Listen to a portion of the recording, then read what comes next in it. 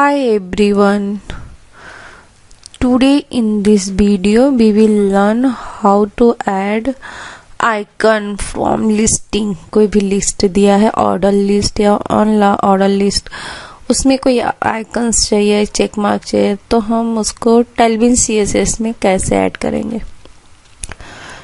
तो मैंने सबसे पहले कोड में आई li में क्लास लिया, तो वहाँ पे हम लेंगे सबसे पहले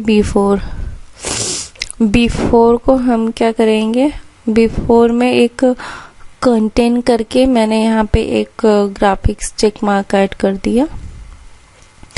आप ये एंड उसके बाद मैं उसको कलर दूंगी, text colour like blue, and you can change according to your and copy.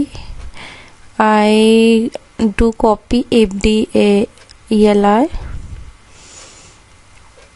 and paste every li.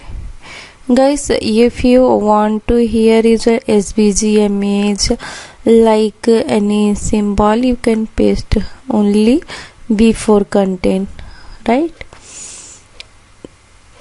Okay, I have paste.